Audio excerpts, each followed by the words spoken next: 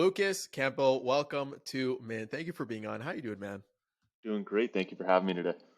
I'm stoked to have you on. You are part of the brains behind the behemoth Bankless, and you are a creator yourself and an excellent writer. So, what better way than to feature on the podcast, especially for season 7, all about Web3 media and crypto native content creators, which is very much up your alley. So, Lucas, I think a good place to start is who the hell are you, man? What does the world need to know about you? More specifically, I'd love to learn more of like your path into crypto and how that happened. hmm Yeah, absolutely. So a little bit of background, went to school at the University of Colorado Boulder, was studying economics, was always interested in money and finance, doing like some investing on the side, stocks, options, all that kind of stuff. Was in and out of crypto since like high school, but really fell down that rabbit hole towards the end of my junior year. So like spring of 2017, and really just like was consumed by it and was heading into my senior year and was like, you know what, I can either go work at the Fidelity or some BS like that and like go do normal finance, or I can just risk it for the biscuit and go into crypto and do this thing that I'm passionate about. So I went and did that. First step there was joining the CU Blockchain Club. So I was a senior there, and that's actually where I met my good friend Cooper Turley, who's definitely a recurring guest on this podcast. And we ended up just starting to work together, doing like ICO consulting, helping some token projects back in the day, in 2017, 2018, and then really found our niche when DeFi came around in 2019. We started doing a lot of writing, started a blog called DeFi Rate with Kendall Seville, who actually just recently acquired the Milk Road, which is really interesting to see like Oh, last cool. week. Yeah, so the combined forces there. And then we're just doing a bunch of writing. Me and Cooper were doing DeFi Rate. We were also running a weekly newsletter called Token Tuesdays, where we were like analyzing tokens every week. And little did I know, like during that time, Ryan Sean Adams, who's the founder of Bankless, was actually reading a lot of our work and was super interested, and kind of came to me in Twitter DMs, was like, "Yo, do you want to write an article for me?" That hit, and ended up writing a few more articles. And then in May or June of 2020, he offered me a full-time job at Bankless as employee number one, and have been working with Ryan and David to scale up that media company over the past 2.5 years now, and was responsible mainly for the newsletter and scaling that up and doing a lot of writing, all the editorial stuff over the past 2.5 years. And now, more recently, have transitioned my role away from the newsletter and into Web3 media, which we'll talk about. Beast. What a journey. Like you, I got started as a student too in crypto. Um, I helped start like the crypto club on campus, and I attribute a lot of my interest and excitement being where I am today because of what happened at university. How would you say your time at your uni sort of influenced your writing, your interest, the projects that Mm. you're working on, DeFi, all that good stuff? Yeah, I think like I was always interested in like economics and whatnot, so I think like that aspect of crypto and like the internet and like tech side, those were definitely like my two kind of like core competencies of what I was interested in. But yeah, I think like in terms of being a student, the biggest thing that I got from there was the connections and relationships that I made. Obviously, Cooper was a big influence for me, being able to work alongside him over a few years, along with the other people that I met at the CU Blockchain Club. We're all great people. A lot of people still work in the space. A couple people like Consensus, Gitcoin, all those sorts of companies.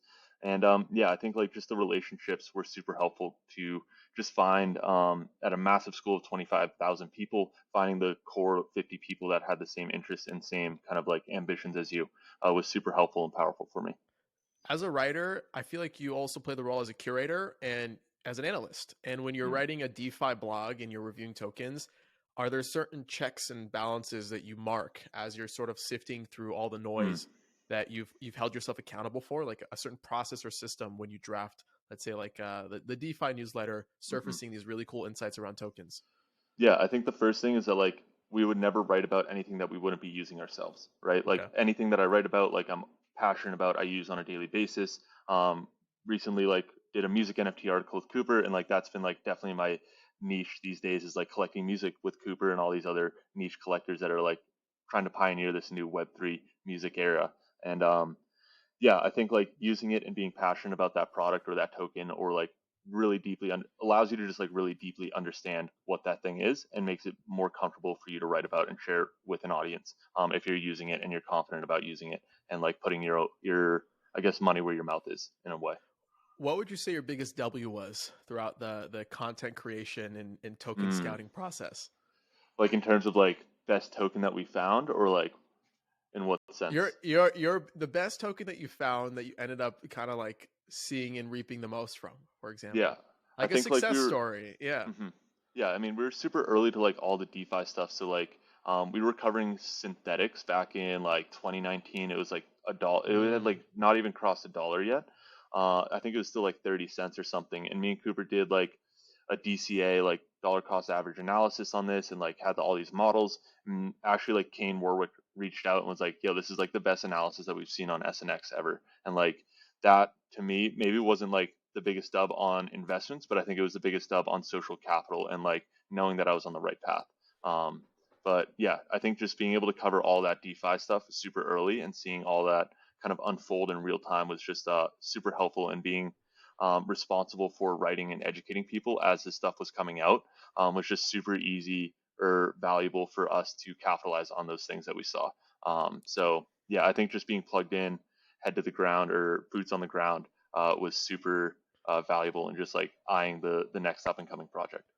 A lot of people question how can I get my foot in the door for Mm. crypto, and they always sort of don't know where to begin. And it sounds very much as if because of your time at the university, you found your love for writing and sort of being like this amateur analyst, and through that you found your way into different pockets into crypto Hmm. and across the crypto Twitter, let alone.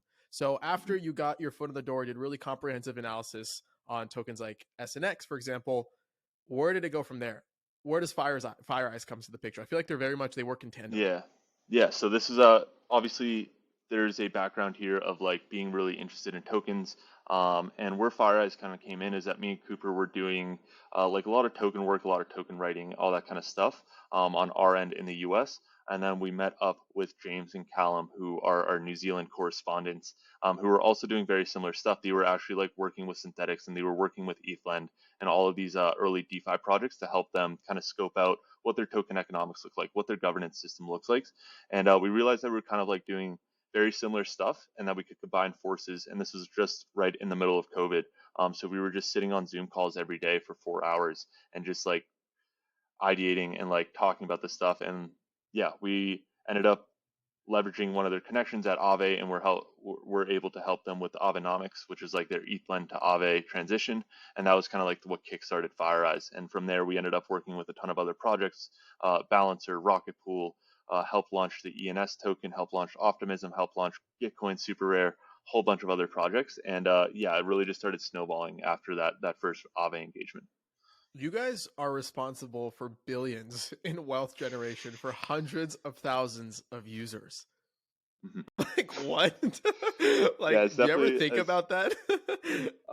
no, it's definitely fun though, because like FireEyes is very much like a low key organization. We don't have It like a is. Twitter, like we don't have a like our website is literally if you just go to fireeyes.xyz, it's literally just a FireEyes logo and that's it. There's nothing else. And yeah, it's been a really fun, just kind of like low key, but yet I think impactful organization. As you said, we've helped design like a lot of large airdrops, governance systems, been you know DAO stewards for a lot of these projects, and yeah, I think it is really amazing to see the impact. And whenever we do launch these projects and a new airdrop comes out and seeing like the response from the community of like, holy shit, like my mom just got like $10,000 because she had an ENS name. Like that stuff like is probably the best thing ever. That's the important part of Web3 is like empowering these community members, empowering these people and rewarding them for using these applications super early with ownership in it. And giving them that option if they want to be stewards and governance participants is always phenomenal. So I remember exactly where I was when I got my ENS airdrop. I was in Lisbon bro, at the Solana yes, we were Breakpoint we were event. literally at Lisbon. I'm not even kidding you. We were at Lisbon, Solana Breakpoint. There was a Solana like club party, and me, Yeah. James, and Callum and Cooper were all outside of the party on our laptops, like doing like whatever we had to do. I forget what we were just like making sure that all the airdrop functionalities were going smoothly, but we were literally just outside of a club on our laptops, and people were like, "What are you guys doing?" It's like, "Oh, we're helping launch ENS token right now," and it's just like, yeah, those kind of stories are so crazy, and that's like definitely one of the fun parts about working in crypto. Walk me through your first sort of take on tokenomics and working with a big organization on launching their token to kind of like the last project that you guys worked on. What were some of the biggest takeaways and learning lessons that you encountered from the first project that are now a no-brainer in this latest project? Yeah, I mean, I think we definitely locked in on like some key like governance system designs on like you need a grants committee and you need different working groups, and like you kind of see this thread within like Gitcoin and ENS where they have like these working groups that are focused on a core working stream, and those sort of like designs were definitely applicable to any DAO, right? And those are kind of the things that we learned when we were launching Gitcoin, which was like the first project that we launched, and obviously translated to like ENS and all that stuff. Outside of that, I think one thing that we've worked on, we definitely spend a lot of time on airdrops and figuring out what the proper claims flow is, and like making sure that that is dialed, and that is like you're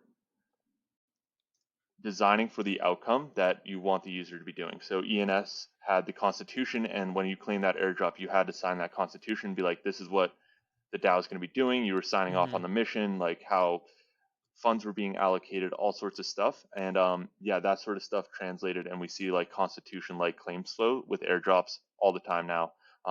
Same thing with optimism. Like we had like a claims flow, and you had to fill out a quiz in order Right. to just to check basic litmus test of like you understand what optimism is and you understand what this is doing. And yeah, I think those two things of like governance systems and airdrop claims flow are definitely some of the things that we learned early on and tried to apply to future projects. Are there any systems in place today that you wish we did differently? Like from the last project that you worked on, was it the OP airdrop? That Okay, was the last project publicly, yeah. okay, publicly. Okay, cool. So going through the OP airdrop, I actually specifically remember the quiz and the litmus test that you just kind of Hmm. spoke about. Got my few points of OP token on optimism, and really cool, fun, educational experience. But did you still feel like it wasn't where it needed to be, or were you Mm. happy with that end result? And what are you sort of taking to the next project you guys work on? Yeah, I think one thing that we realized is that like airdrops are definitely have become like this gamified, or not like gamified, gameable like mechanism that people are just like farming, right? Like airdrop farmers are a thing, and I think one thing that we learned is like we need to be better designers of like Sybil resistant and gameable airdrops, in the sense that like these tokens are going to the people that have specific outcomes that you want, whether you want to be governance stewards or protocol participants or like providing liquidity. You want to make sure that each user that you're allocating tokens to has like an end outcome that you want them to be doing, whether it's just like voting on stuff or like participating in protocol governance, any sort of stuff like that. Yeah, I think that's something that we're definitely taking into account moving forward, and making sure that every allocation that people are getting, there is like a key outcome or a key action that we want them to be doing within the protocol. So this brings me to your time at Bankless because I feel like a lot of your degen yet professional lessons sort of taken away from doing big billion-dollar based airdrops to now trying to lead Bankless's media arm and what that really means in Web3. I feel like there's going to be a lot of overlap between what you learn from one part to what you're applying in the next part, right? And I feel like there might even be that on a consistent basis. I want to dive into the Bankless side of things and kind of like unveil more of Bankless's media strategy and how it aligns with the values and principles of the DeFi community. What would you say that those may be? Yeah, I think one thing, obviously, I think the through line here is the tokenization of everything, right? Like we want to tokenize and use Web3 to create new mechanisms for our audience to engage with people. And we kind of saw that with like airdrops and rewarding them with ownership and all that. But what in the lens of like Web3, there's definitely a different mechanism of like you want to create new ways for your audience to engage, right? Like people right now are just like listening to this podcast, but you can also get them to collect this podcast. So what is the other action item that you can get these your audience to be doing, and how can we use Web3 to create new ways for them to do it? So right now, views, maybe you like it, maybe you comment it, but now you can collect it, and now you can own it, and now you can trade it. And those are the type of mechanisms that we want to be exploring at Bankless, and that is definitely the direction that we're moving towards. So, just reminiscing back on the FireEyes experience, how would you say your personal and professional experience there as a Web3 user, as a degen, sort of relate to your work at Bankless? Like, what are the Mm. overlaps? Yeah, I think it was just the big thing is obviously just like launching products and launching tokens and launching these on-chain assets, I guess, is like there's definitely a very similar flow that happens no matter whether it's an NFT or an ERC20 that's for billions of people, or that NFT that's for 100 people, right? There's these key things about launching an on-chain asset that is really interesting and translates, I think, obviously. And another thing that I've learned over the past few years is like there's always some hiccups along the way when you're doing these new Hmm. product launches. Um, the first one is never going to be perfect, but yeah, you learn those lessons and you kind of learn how to iterate. So yeah, when we were launching like Gitcoin or Super Rare, we learned some lessons. We learned a thing or two that we applied to future airdrops and all that stuff. So um, yeah, I think just launching on-chain assets, there's a handful of threads that kind of go through all of them that end up just being applicable to whatever you're doing. So I feel like one of those overlapping threads is the introduction of podcast NFTs, which is why another big part of why I wanted to have you and us to sort of like shoot the shit on this episode, Hmm. because I want to talk about podcast NFTs. You guys have been doing a series of them, highlighting some of your previous and most liked slash enjoyed Hmm. episodes. For those who don't know what podcast NFTs are, Lucas, can you please take the liberty of explaining how you define them? Yeah, it's collectible content is the through line. So Okay. you can collect something on chain. Specifically, we use an NFT. Um, More specifically, we use an NFT built on Sound Protocol. So when we were going through this, is that we found a lot of parallels with music and podcasts, where you just have a cover image, you have some art, and you have some audio. The difference is one is 3 to 5 minutes, the other one is an hour to 2 hours long. And that was really the only key difference. And we saw, or obviously, like we were talking about this earlier, but big into the music scene or music NFT scene and big into collecting. And we just saw like this bull market kind of emerging within the music collecting uh, area. And we wanted to see if we could apply it to podcasts as well and see if we could capitalize on this and creating content that is collectible and creating this new way for our audience to engage in the stuff that we create is super important. And yeah, we can talk a little bit more about that later, but happy to stop there for now. Yeah, that's a great way to sort of sum it up. I'd love for you to talk more about like what initially inspired the Bankless to launch podcast NFTs number one, and how do they fit into the overall media strategy of the company? Yeah, so the original inspiration, funny enough, was actually when we were in Lisbon for Solana Oh, Breakpoint nice. doing that ENS launch. We were in a house, it was the Fire Eyes guys, so me, Cooper, Callum, and James. And we also had Brett, who I believe has been a guest on this Yes. podcast as well. And we were kind of like going through, like, we were all getting music NFT pilled. Like, Cooper and Brett were definitely farther down the rabbit hole. But this kind of like segued into music can be collectible, but so can content. Why would content be any different? And this kind of sparked this idea of like content should be collectible, and you should be able to engage in that content in that way. And I originally pitched this to Ryan and David literally probably a year ago now, and they were like, "You're a nut job.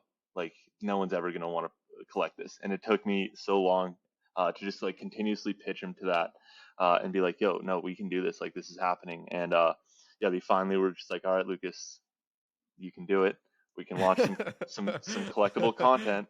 We'll see what happens. And yeah, it's been really interesting just to see the level of support and engagement from the community because people love it. And yeah, there's definitely some things that Web3 unlocks here that are super important on top of engaging uh, with your audience in new ways. But it's also like uh, giving upside to the audience as well, right? Like if I collect an NFT, I kind of have upside in that content, right? Where if that NFT or that podcast really pops off and becomes really valuable in the future, that upside is kind of like translated into the NFT, right?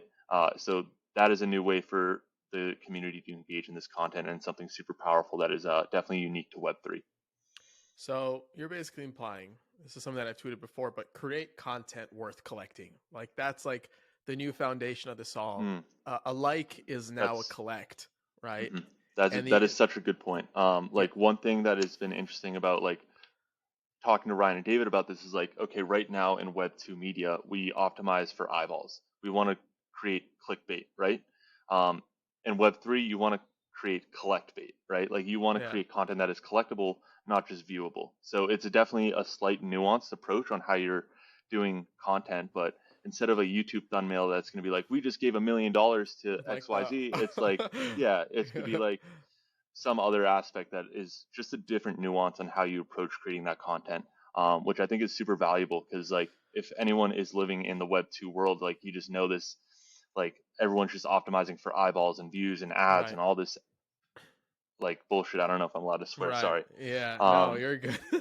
but Web3 just kind of enables you to kind of come in with a fresh slate and create content that your community wants to collect and not just like the advertisers want to pay for. And I think that's a really different and important nuance in Web3 media. So, how do you actually go by creating content that's worth collecting? That is the golden question, and that's where I leave it to Ryan and David. Okay. No, Okay. I think it's definitely one is creating content that people resonate with is probably the biggest thing. Like, I think one of our most collectible podcasts that we came up with was the Crypto Renaissance, and this is back in May 2021, I think, so about two Mm, years ago. Um, and this was the Crypto Renaissance, and this was just a podcast. It wasn't some crazy guest with millions of followers. It was some historian that just came to us as like, hey, I have a really cool idea, and this ended up being one of our favorite podcasts ever, and something that the community really resonated with because it was an idea and a concept where these two technologies, blockchain and the internet, kind of fueled a new modern digital renaissance, and that in itself was really collectible, right? The crypto renaissance and creating this podcast that sparked this idea of what it means to live in the digital age uh, is collectible. But a podcast that might just have like, I don't know, like Mark Cuban talking about shilling his bags, like that's mm-hmm. not really collectible content. So there's definitely some nuance, but guess what? The Mark Cuban video gets tons of views, right? Mm, Mark Cuban gets tons of views. That's a Web right. 2 approach, whereas the crypto renaissance is definitely a Web 3 approach, and obviously unintentional, but it's definitely the difference of content that is collectible and content that is viewable.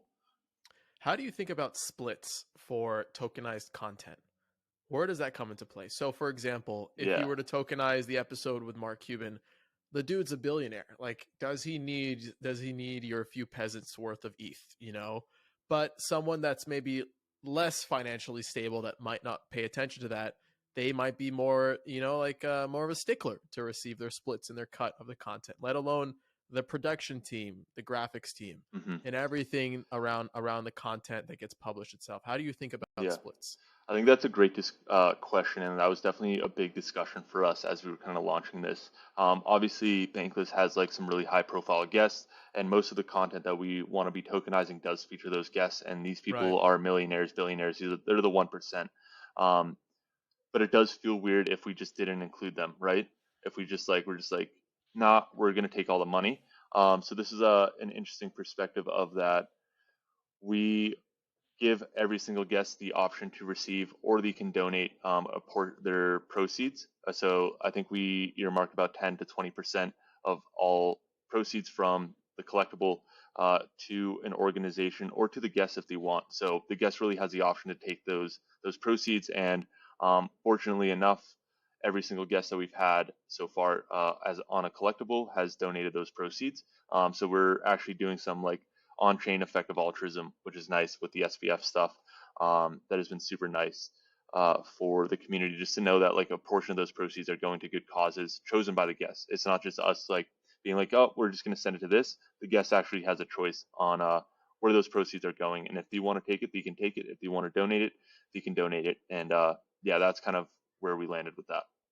So on the note of podcast NFTs, let's continue down this route for a minute, okay? Because when you tokenize content and you implement a splits contract and you do splits between all the parties involved, what do you think the percentages should be? Because the podcaster creates the content, keeps Hmm. the overhead of producing the content, all the managing, the publishing, everything, and the Hmm. speaker kind of just shows up. And depending on the speaker's clout, either the podcast amplifies the speaker or the speaker amplifies the podcast, Mm. right? Yeah. So how do you think about like percentages, for example?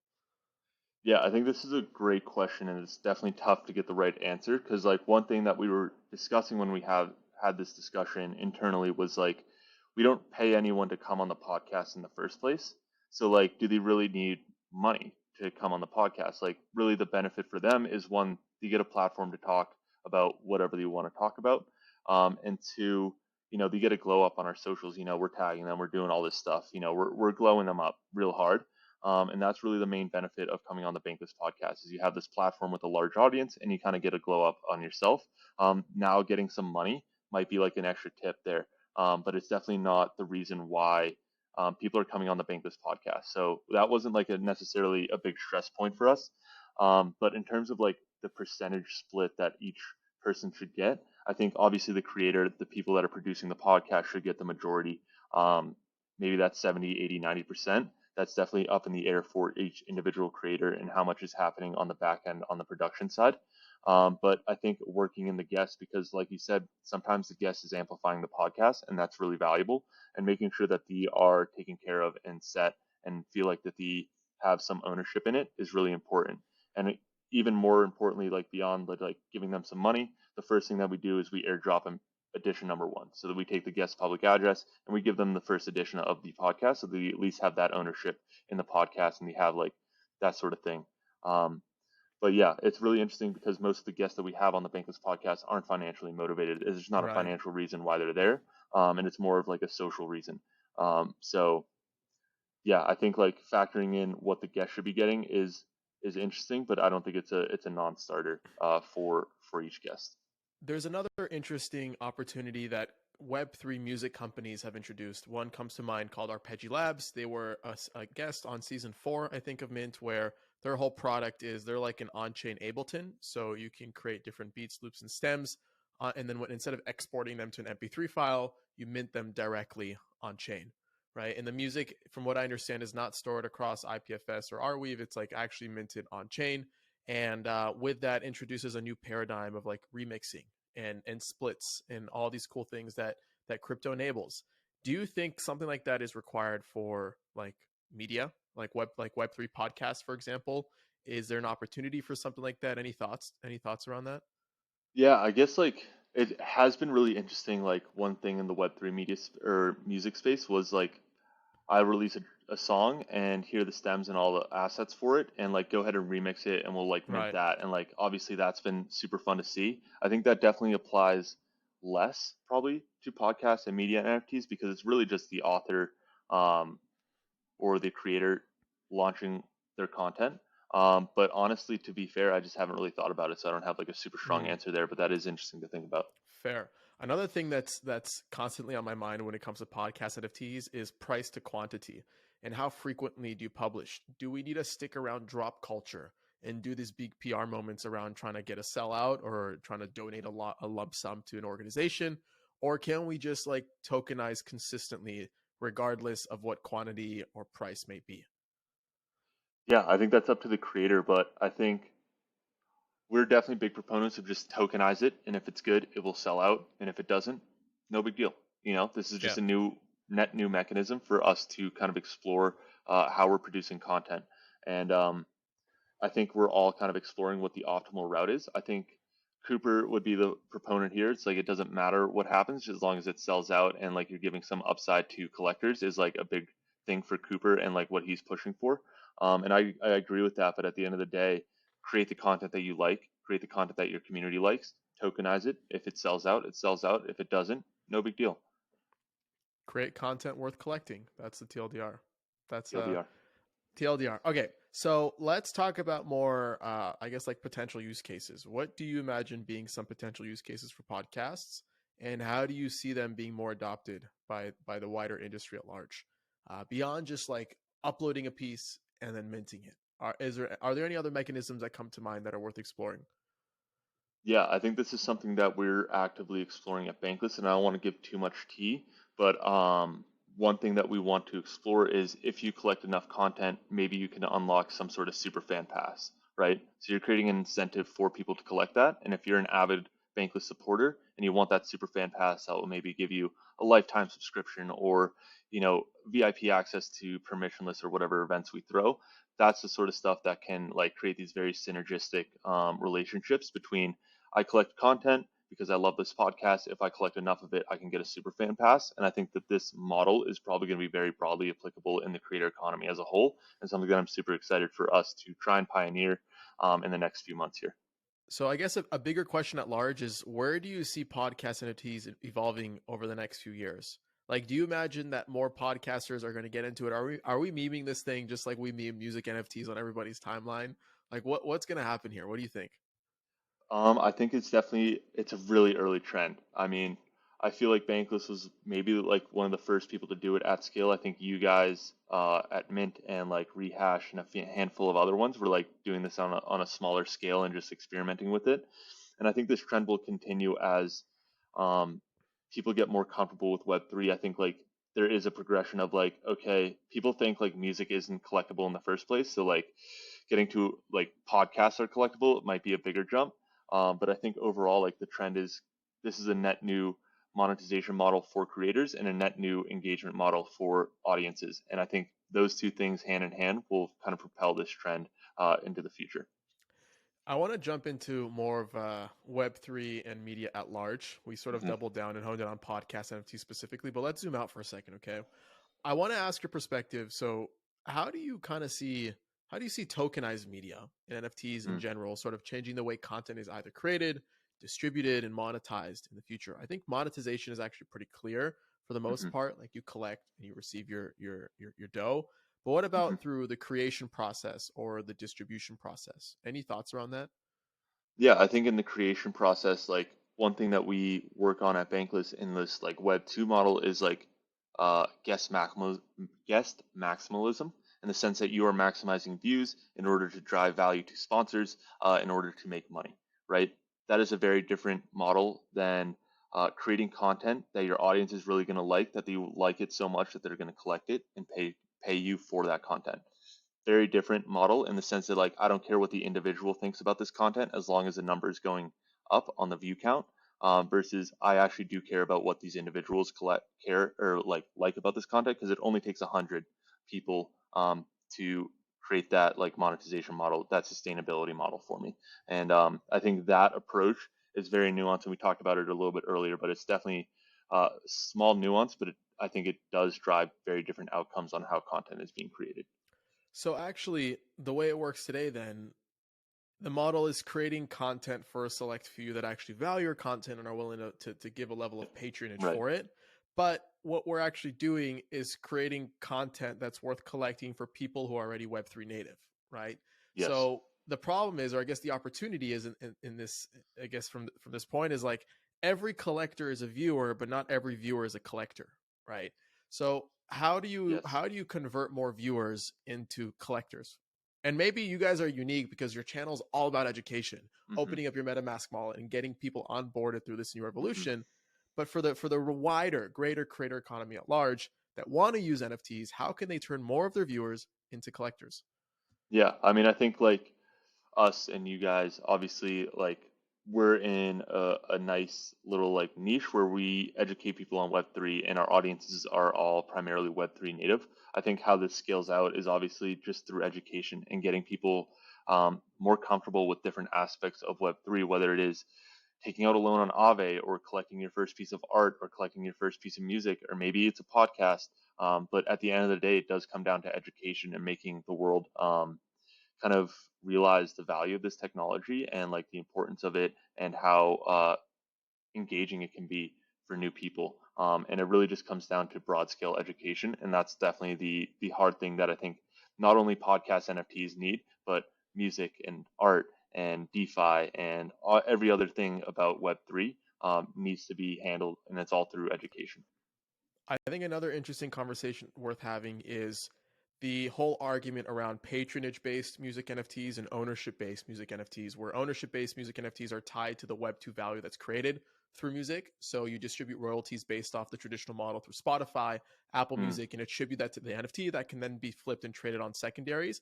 And then there's a sound.xyz model of just like collecting to collect, mm-hmm, and then all the royalties and upside is derived strictly on chain, right? mm-hmm, And I try to think about like how is that comparable to tokenized media and let alone podcasts, NFTs, other types of content that will be collectible down the line? Is it worth integrating the entire value chain that YouTube generates, that right. Instagram, TikTok generates, and attributing that to the collectible on chain? Or are we just ditching that whole system, revolting, and we're just going to be collecting content and relying on the secondaries that come Mm, through flipping? What do you think? yeah, I think it's definitely going to be people are just going to be collecting content. I think the other side of it is like when you start throwing in cash flow rights is like you're getting into securitization, and Right. like I don't think podcast creators want to be in the area of creating securities, and that is definitely a very different market approach. maybe there's a platform like Royal that kind of supports that and makes it a lot easier. But I think like to start creating these things that are just strictly collectibles and things that only a handful of your audience, only a handful of individuals within your audience want to collect, I think that is totally fine. And like that is kind of the direction that we want to be going. And maybe at some point in the future, the securitization, the financialization of these assets, where you're maybe getting a portion of sponsorship revenue or whatever is possible, but I don't think it's something that will be directly applicable to podcast NFTs in the short term. Let's do a hypothetical. Assuming securities laws weren't in place and we Hmm. could easily tag along the value chain from Web 2, attribute it to Web 3 collectibles, what do you think will have more value down the line as a whole, considering the creator economy as a whole? Do you Hmm. think those who just strictly rely on Web 3 primitives tokenize their content, find their collector base, and royalties are made up and reaped through the Hmm. secondaries market? Or is it attributing the royalties from YouTube, Spotify, etc., onto their collectibles and also embracing the secondaries market? Yeah, I think if securities laws didn't exist, I think that financialization and securitization would have more value because like already at base that podcast NFT that represents some sort of value rights is already collectible, right? And then the value rights are just like a cherry on top. So I think like hypothetically, the podcast NFT that has financial rights would probably accrue more value, but that is up in the air. I think that's definitely interesting to think about, but that's just my first gut take on that. Devil's advocate for a minute. Let me pose another perspective, okay? As Hit me. someone who doesn't have the growth that Bankless has on YouTube, right? I have like a couple thousand subscribers. Mm, I've made jack shit on my subscribers on YouTube. I've made more through podcast NFTs. And by the way, we don't even get paid through Spotify just like musicians do.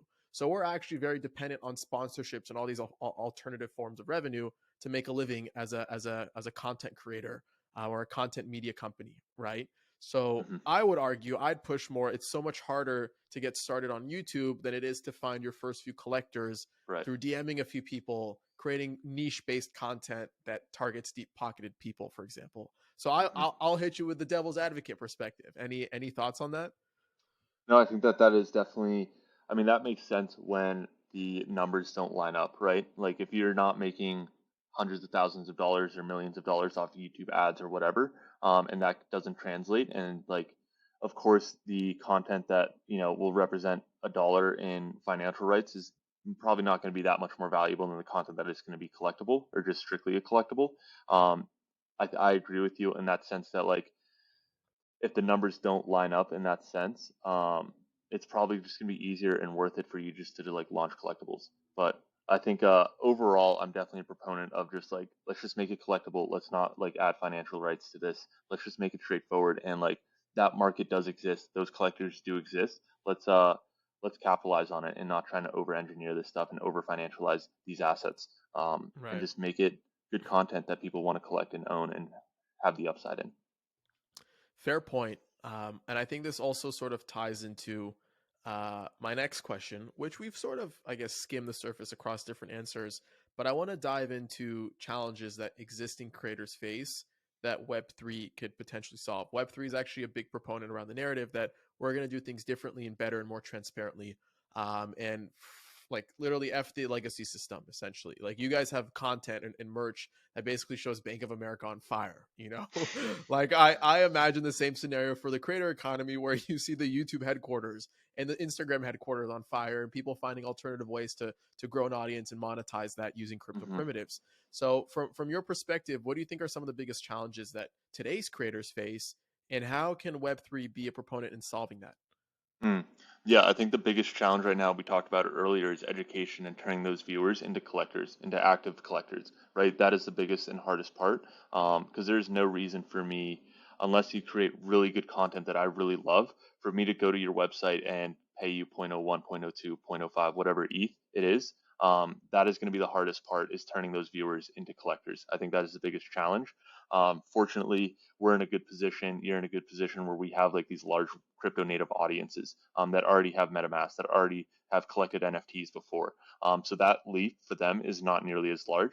But for the Mr. Beast, where they have millions of people that are like in their teens and have never used MetaMask and don't really care, that's going to be the hard part is turning those creators or those audience members into active collectors, getting them what MetaMask, all that sort of stuff. That is going to be the hardest part. Yeah. Another thing I think you'd be like really well suited in answering is the intersection of DeFi and tokenized media. I'm curious if you have any thoughts on where those two worlds collide. That is really interesting. I think you can probably attribute that to the same as like the intersection of NFTs and DeFi, right? Where you might have an NFT protocol that allows you to borrow and lend certain NFTs. And I think like in certain instances, the CryptoPunks of media NFTs might have that market and might have be able to capitalize on those primitives. But outside of that, I think it is interesting. Like, yeah, you can also do like Tessera or like fractionalize where you can like, fractionalize these NFTs. But outside of that, I think like design space is open. And I think first we need to establish media NFTs as a primitive and a popular crypto primitive before we start intersecting it with DeFi. One of the things that like keep me awake during the day, and I say that as like a metaphor for something that interests me. Okay, that I think about a lot is content remixing. A lot of the content that gets published on TikTok ends up being transferred over to Instagram, and a lot of the content that gets originated on Instagram and vice versa gets transferred to TikTok. There lacks the ability to kind of like give original attribution to a piece, to an author, to a creator, with this entire platform war that's arising and that's very very prevalent. I think something that Web3 can solve is the interoperability of content, interoperability of collectors, which we're already seeing. Like if you collect on your bonfire site, then you can also drop on Zora and take that audience to Zora, get those collectors to do the same thing, right? My question to you is like, where do you see the potential in the future of content remixing and interoperable audiences sort of taking a toll as the Web3 creator economy evolves and gets more experimentative? Any thoughts on that? Yeah, I think content remixing is something that's really interesting. I think we already see it like sometimes on like Twitter and stuff where people, especially like for podcasts and articles, it's like really tough to envision what that remixing looks like. For music, obviously you can add new sounds and all that stuff. But some like remixes are like the Reading Ape, I think is what it's called. We'll take a podcast that we record and remix it, quote unquote, into a Twitter thread. And I think that sort of stuff is really interesting, and how NFTs can play into that is really interesting. Do I have a key outcome or like a key vision on how that ends up looking in the end game? I'm not really sure, but that there is definitely some room there, and I'm interested to actually hear your perspective on where you see content remixing happening in Web3. I had this conversation with a previous guest on the season on the debate of whether or not content by default should be all CCO or just open and accessible, because the default human behavior and nature is to do something with that content if they like it, right? So instead of going after them, encourage the usage of your content, because it's just going to bring more eyes and more Mm, discoverability to it. And if you take that a step further and start tokenizing content, and you can actually originate the source of the owner of that content who ends up collecting a one of one, a certain edition count, then it may hmm be even more powerful for the person who ends up collecting, because as content gets proliferated more and more and more, then more hmm value may end up getting attributed Yeah. back to that original one or few owners, right? hmm So if the human, like the nature, the default nature is to get creative with other people's content. And we see this all the time on TikTok, on hmm Instagram, of people like doing side by sides of React videos and whatnot, right? hmm I don't know. That's like the first thing that comes to mind. Like hmm can how do we further encourage it? Like, can we put a system in place where you can only remix my content if you collect it, right? And mm what does that look like? And once you collect it, and whether it's even a free collect, like you don't have to pay for it, just like show hmm your ownership and show your patronage on chain, right? And then you're granted the authority to do whatever you want with it, right? And hmm proliferate the meme of Bankless or Mint or mm whatever the creator in question. These are very open thoughts. It's not a defined sort of answer, but yeah, any any opinion on that? No, I do think it's really interesting on how, because at the end of the day, like one of the things that I've been telling Ryan and David is like, let's use Web3 to create new models for our community to engage with the content that we create. And I think remixing that content in some mechanism by owning that NFT is definitely um, on par with what we're thinking. How that's actually going to come into fruition is definitely something that maybe we'll jam on Yeah. offline. But I'm definitely interested in like where we can take that, because yeah, I think this is all about creating new ways for the community to engage in the content that a creator creates. And if we can find new novel ways to do that, that make that person want to come back and listen to that podcast more and all that stuff, Right. that is the value, right? That is the power of this technology. Right. And if you look at, again, just like looking as to how users use like content machines like TikTok today, they probably like something and then they like mirror it, right? And they Hmm. remix it. And it's very analogous to collecting a podcast NFT that just ends up going into your wallet, similar to how Hmm. you like something on TikTok and it ends up going into your saved folder, Hmm. right? So if there were more systems in place to, I don't know, empower content remixing that also enables attribution. Because if you remix a piece of content and somebody else from your community does something with it, then they want to get attribution for that original piece of content that they remixed, you know, and then there Hmm. becomes this entire flywheel of everybody wants this on-chain attribution. Anyways, I'm losing my mind here, Lucas. The point is there is a future here. Tokenized content is exciting. Collecting content is exciting. Hmm. Collect content worth creating. Hmm. Before I let you go and we wrap this up, Lucas, any last final words? Yeah, I think one thing is that collecting is only one verb, right? I think that there's more verbs that Web3 unlocks, more action items, whether it is collect is one, curate is another, earn, right? I think one of the big things in Web3 media that hasn't been explored yet is the curation of that content. What has been the best content that you've created over the past few years?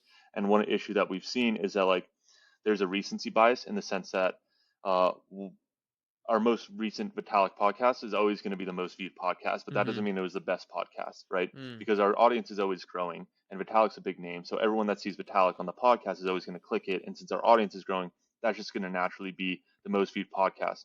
That is not necessarily the best podcast that we've created. And we only can do that from an editorial closed source perspective, but creating mechanisms for the community to engage in that content and be like, this is the best piece of content that you guys have ever created. I don't care if it got one view. This is the best piece of content that it got created, and I will put some sort of weight behind it. Signaling that I think is really valuable and something that is completely unexplored. So, hot TCR summer I think is coming, and how that plays into Web3 social is going to be really interesting over the next year or two.